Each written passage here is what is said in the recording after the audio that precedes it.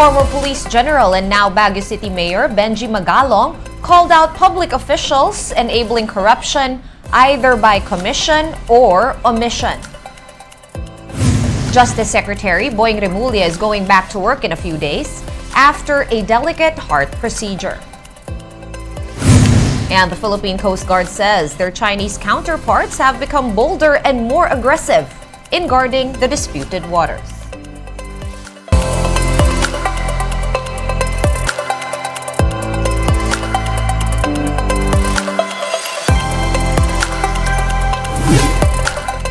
Fast, focused, and fearless. Here's a roundup of stories we're watching now. I'm Sean Yao. Baguio City Mayor Benjamin Magalong claims that pork barrel funds are very much alive. Speaking to the big story, Magalong said lawmakers are managing billions of pesos concealed in various departments. The Priority Development Assistance Fund, or PDAF, commonly known as pork barrel, was abolished in 2013. If you look at the way we're doing our budget, we're wondering why is it that, despite the fact that there's a denial that there is something like a pork barrel, but the truth of the matter is when you talk to congressmen, I have my own inside information. Pork barrels still exist, and unfortunately, billions of pesos are being managed by our legislators, and it's just hidden in the different departments. Magalong also noted that among government agencies, the Department of Public Works and Highways is where corrupt lawmakers supposedly park a significant portion of funds. However, the Baguio City Mayor did not disclose the source of this information. Isa sa pinaka-paborito nilang pinaglalagyan, the PWH. Every time I had an opportunity to talk to the different mayors and governors, we share our frustrations, especially on substandard projects. To fight corruption, Magalong says that he will be leading a movement on good governance. Magalong added that the military and the PNP are behind him on this. We have to continue raising awareness on the ill effects of corruption and its correlation to poverty. We're getting a lot of support now coming from the different CSOs. I'm getting a lot of feedback coming from cooperatives, from fellow mayors who also believe in good governance. I would say a big number of them are behind us in advocating this movement on good governance. In reaction to that, former PNP chief and now Senator Ronald Bato de la Rosa thinks that a whole-of-nation approach is necessary to ease the Philippines' fiscal situation. Reacting to Magalong's call to action, De La Rosa said he is willing to give away a portion of his monthly pension to help the government. He added that mayors and governors should also contribute. Mayor Benji Magalong and Senator Bato de la Rosa are tonight's guests on The Chiefs. Catch that conversation later tonight at 8:30 p.m. only here on One News. Moving on now to the Philippine Coast Guard saying that its Chinese counterparts have become more aggressive around the Ayungin Shoal. In an interview with Radio 5, PCG spokesperson for the West Philippine Sea, Commodore J. Tariela, said the number of Chinese Coast Guard or CCG ships in the vicinity have increased. Tariela cited as an example the sea encounter on June 30 when the CCG blocked a PCG boat. The PCG was forced to slow down to prevent a collision. And due to China's increasing aggression in the West Philippine Sea, the Philippines has filed hundreds of notes verbal against Beijing, 97 of which were filed under the Marcos administration. It's only in this particular mission, lalo na sa Ayungin, kung saan merong mga ganitong mas aggressive actions ang China Coast Guard. China Coast Guard ay hindi agresibo in other maritime features. Before their shadowing is that close, no? They don't hesitate to totally block the Philippine government vessels sa pagpasok sa Ayungin, sir. We're bringing you more stories after this quick break. Keep it here on One News.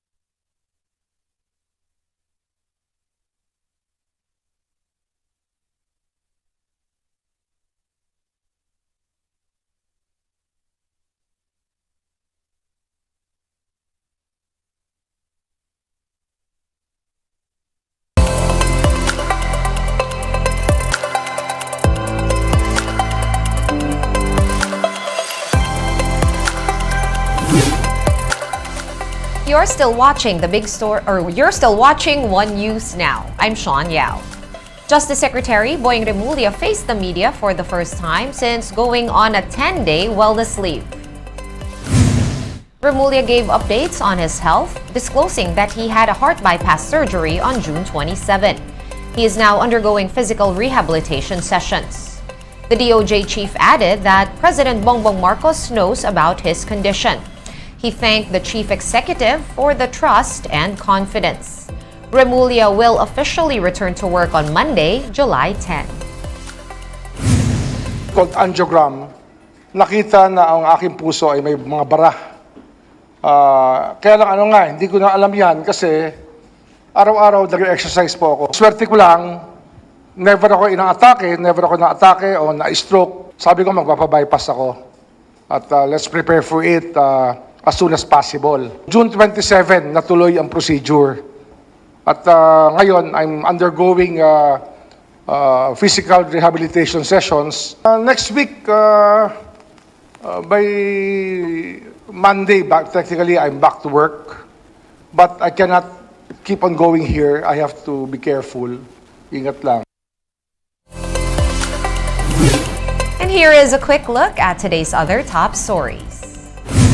President Bongbong Marcos has formalized the appointment of Emmanuel Ledesma Jr. as President and Chief Executive Officer of PhilHealth. He was named to the position on an acting capacity back in November of 2022. Ledesma will also serve as a member of PhilHealth's expert panel and board of directors. An earthquake was felt in parts of Metro Manila and Luzon earlier this afternoon. A magnitude 4.8 earthquake hit the waters off of Palawig, Zambales at 3:16 p.m. The quake was tectonic in nature, with a depth of 46 kilometers. Intensity 3 was felt in Quezon City, and the same intensity was also recorded in the Zambales towns of Botolan, Iba, Cabangan, and San Marcelino. One agriculture group does not see prices of farm goods increasing, at least until the end of the year. According to the Samahang Industriya ng Agrikultura or SINAG, the country will have enough rice, pork, and poultry products despite the onset of El Nino.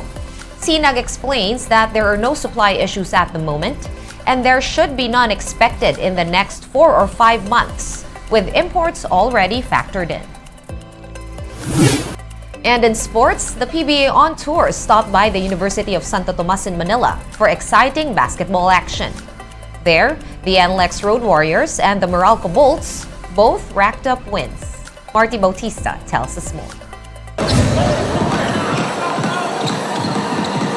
From Pasig, the PBA on tour arrived in España in Manila for the first time. During the Meralco Bolts Barangay Ginebra Kings game, former UST Growling Tigers Alain Maliksi and Aljun Mariano were first to score for their respective teams.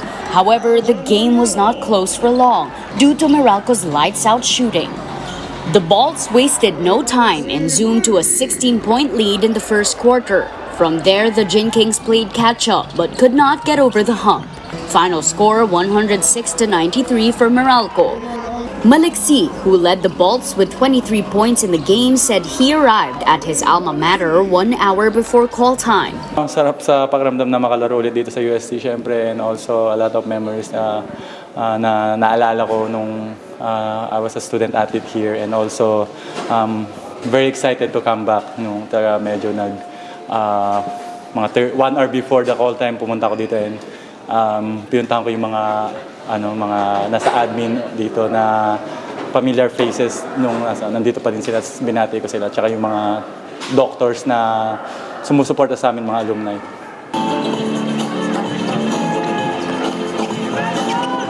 In the first game, the NLEX Road Warriors rallied past the Northport Batang Pier, where Pido Harencio is the current team manager and former head coach.